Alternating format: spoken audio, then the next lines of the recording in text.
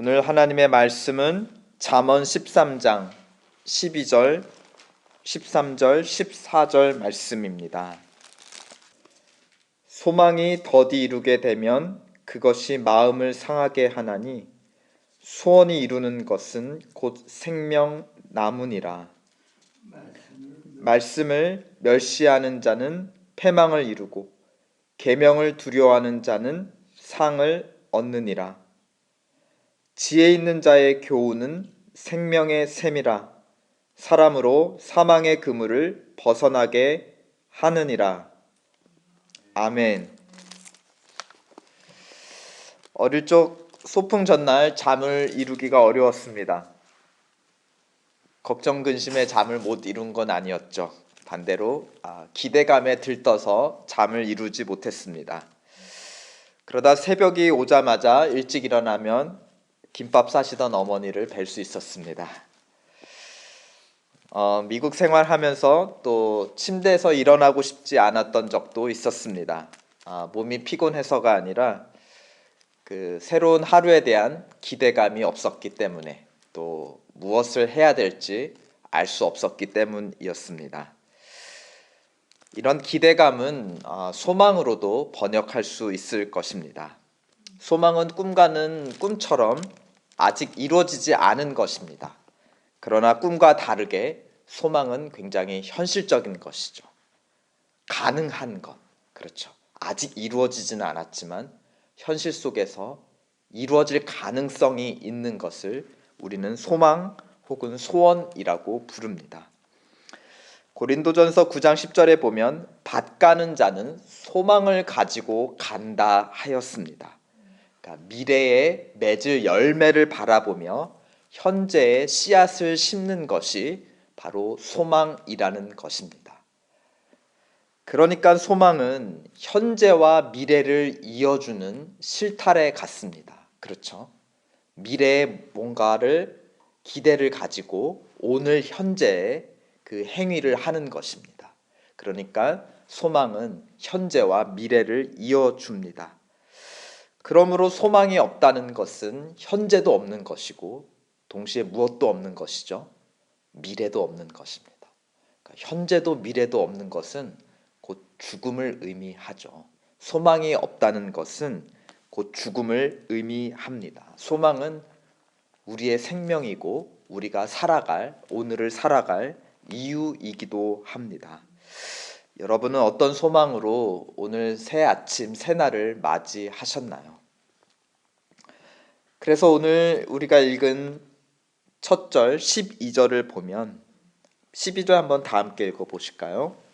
소망이 더디 이루게 되면 그것이 마음을 상하게 하나니 소원이 이루는 것은 곧 생명 나무니라. 쉽게 번역하면 소망이 이루어지지 않으면 죽을 맛이고 내 소망이 이루어지면 살맛 난다입니다. 여러분은 어떻게 죽을 맛을 보고 사시는지 아니면 살 맛을 보고 사시는지 모르겠습니다. 소망을 이룬다는 것은 결혼이 성사되는 것과 비슷합니다.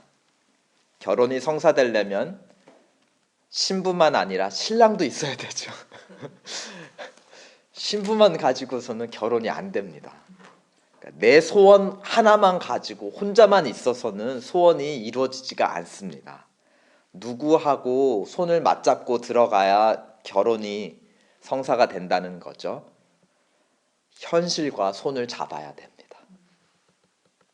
보통 소원은 열심히 손을 내미는데 현실이 손을 안 잡아주는 경우가 많습니다. 그렇죠. 우리는 현실한테 구애를 하는데 현실이 우리의 구애를 받아주지 않는 경우가 굉장히 많아요. 현실이 우리한테 먼저 손을 내밀어주는 경우는 거의 없다고 봐야 됩니다. 그러므로 우리는 우리의 소원을 잘 알고 사랑하는 만큼 현실을 잘 알고 사랑해야 합니다. 그래야 우리 소원과 현실이 서로 사랑하고 합해서 이루어지고 가정을 이루는 것이죠. 그런 관점에서 우리가 잠언의 말씀들을 보면 이 잠언의 말씀들은 지극히 현실적이라는 특징을 주목할 필요가 있습니다. 그러니까 우리에게 현실 감각을 일깨워주는 가르침이 바로 잠언입니다. 잠언은 우리에게 어떤 현실을 가르쳐주고 있나요? 우리가 읽지 않은 13절 본문을 좀 쭉 살펴보면 3절,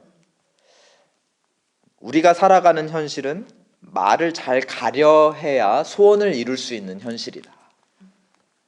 또 4절, 게으르면 안 되고 부지런히 일해야 소원을 이룰 수 있는 그런 현실이다.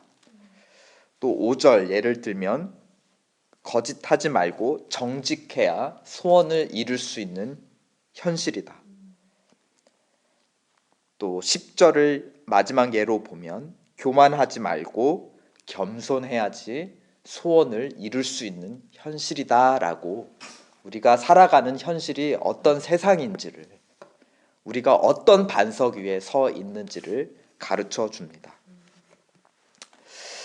저는 그 쇼핑을 하면, 특히 마트를 가면 굉장히 좀 혼란스럽고 머리가 아픕니다. 왜 그런가 하면 같은 물건인데 H마트 가면 이 값이고 시온마트 가면 또 저 값입니다. 그러니까 할인받아 사서 기분 좋다가도 다른 데 더 할인하는 가격이 있는 거 아니야 하고 괜히 찜찜한 거죠. 과연 이 물건의 진짜 가치는 무엇인가, 저는 혼란스럽습니다. 그래서 저는 그냥 세상에 그냥 그 물건의 정가가 좀 매겨져 있었으면 좋겠어요. 그냥 세일 없이 그냥 어디 가나 그 물건은 그 가격 있으면 좋겠습니다. 그러니까 흔들림이 없는 거죠. 내가 살아가고 내가 발을 딛고 살아가는 이 세상에서 이 물건의 가치는 이것이다 라고 흔들리지 않았으면 좋겠다는 것입니다. 잠언 혹은 더 넓게는 성경이 이렇게 말하고 있는 현실, 3절, 4절, 5절, 10절에서 밝히고 있는 이런 성경이 가르쳐주고 있는 현실과 또 우리가 마주하고 살아가는 현실 사이에서도 차이가 있는 것을 우리는 발견하게 됩니다.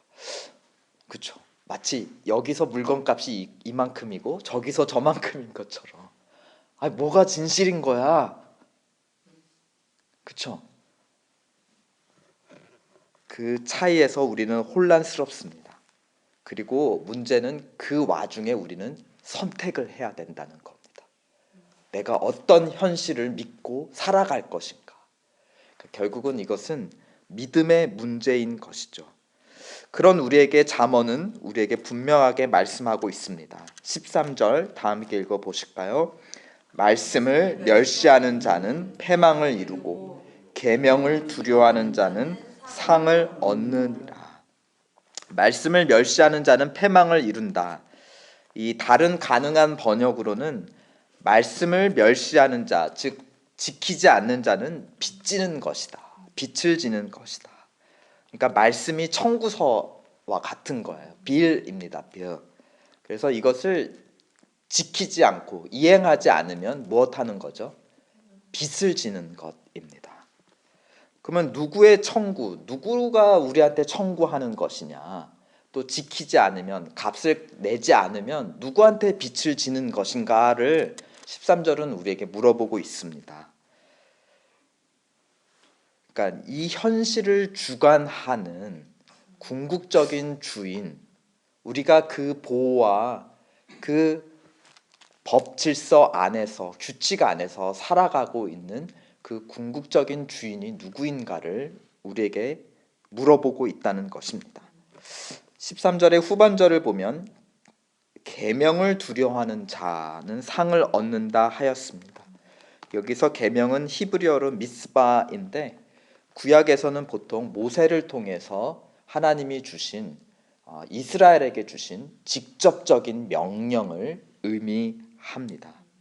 그러니까 그 계명을 두려워해서 지킨다는 것은 결국 하나님을 두려워하는 자입니다. 그런 자에게는 하나님이 반드시 상을 주신다라는 것입니다. 그래서 14절에는 지혜 있는 자, 여기서 잠언에서 지혜 있는 자는 하나님을 경외하는 자, 두려워하는 자, 하나님의 계명을 공수표 날리지 않고 갚는 자인 것이죠. 그래서 하나님의 상을 받아본 자입니다. 그러니까 상을 받아본 자의 가르침을 따르면 그것이 생명샘이다. 너도 반드시 그 사람도 하나님으로부터 상을 받는다. 그러니까 이 세상의 주인이 누구인지, 복과 저주를 내리시는 이 세상의 진정한 주관자가 하나님이심을 잠언은 가르쳐주고 있습니다. 그러니까 소망은 결국 믿음의 문제입니다. 내가 살아가는 현실이 하나님이 말씀으로 지으시고 주관하시는 현실이라는 믿음, 내가 살아가는 현실의 주인이 하나님이시라는 믿음입니다. 소망은 믿음에 관한 문제예요. 하나님은 우리 소망의 대상이므로, 그러므로 우리의 믿음의 대상이십니다. 그런데 이 소망은 헛된 소망이 아니기에 부끄러운 소망이 아니라 자랑스러운 확실한 소망이라고 성경은 가르치고 있습니다. 로마서 5장 말씀에 소망이 부끄럽게 아니함은 우리에게 주신 성령으로 말미암아 하나님의 사랑이 우리 마음에 부은 바 되었기 때문이다. 그리스도께서 우리를 위하여 죽으심으로 하나님께서 우리에게 대한 자기의 사랑을 확증하셨다. 그러니까 사랑만 확증하신 것이 아니라 무엇을 또한 확증하셨다는 거죠. 부끄럽지 않은 소망, 우리에게 확실한 소망을 주셨다라는 것입니다. 하나님을 믿고 소망하고 사랑한다는 것은 하나님을 주인으로 인정한다는 것, 이 현실의 주인이 하나님이심을 인정한다는 것입니다. 하나님을 주인 삼는다는 것은 또한 우리가 하나님의 백성으로서 하나님의 소원을 가지고 살아간다는 것을 의미합니다. 빌립보서 2장 말씀, 너희 안에서 행하시는 이는 하나님이시니 자기의 기쁘신 뜻을 위하여 너희로 소원을 두고 행하게 하신다 하였습니다. 하나님께서 우리의 주인 되심으로 우리에게 사랑만 확증하셨을 뿐만이 아니라 우리가 바라고 이루며 살아가야 하는 우리의 생명되는 소망도 우리 마음에 부어주셨다. 그리고 그것을 누가 지금 우리와 함께 이루어가고 계시는가? 하나님께서 이루어가고 계신다는 것입니다. 하나님께서 이루시기에 이 소망은 헛된 꿈이 아니라는 것이죠. 이 소망은 반드시 현실과 손을 맞잡는, 이루어지는, 부끄럽지 않은 소망인 줄 믿으시기 바랍니다. 그러므로 성경을 보면 하나님께서 자기의 소망, 자기의 소원을 이루어 가시는 이야기예요. 하나님의 열심에 관한 이야기라는 것입니다. 하나님의 소망은 다름 아니라 우리의 온전해짐, 우리의 거룩해짐, 그리고 잃어버린 우리의 영광을 되찾는 이야기. 그러므로 우리로 말미암아 하나님도 궁극적으로 영광을 받으시는 이야기가 바로 성경의 이야기, 하나님의 소원인 것입니다. 하나님의 소망은 반드시 이루어집니다. 이 세상에서뿐만이 아니라 저 세상에서도 쇠하지도 더럽혀지지도 않는 그런 소망입니다. 이것이 우리의 생명나무인 것입니다. 아멘. 이 소망을 붙들고 살아가는 오늘 하루 되게 도와주시옵소서. 우리의 소망은 현실에서 외면받는 경우 굉장히 많습니다. 그러나 이 현실의 주인은 하나님이십니다. 하나님 안에서 우리의 소원은 이루어질 것이고, 그러므로 우리에게는 부끄럽지 않은 소망이 있습니다. 이 소망으로 오늘도 살아갈 하루를 주시옵소서. 이 시간 우리 함께 기도하시겠습니다.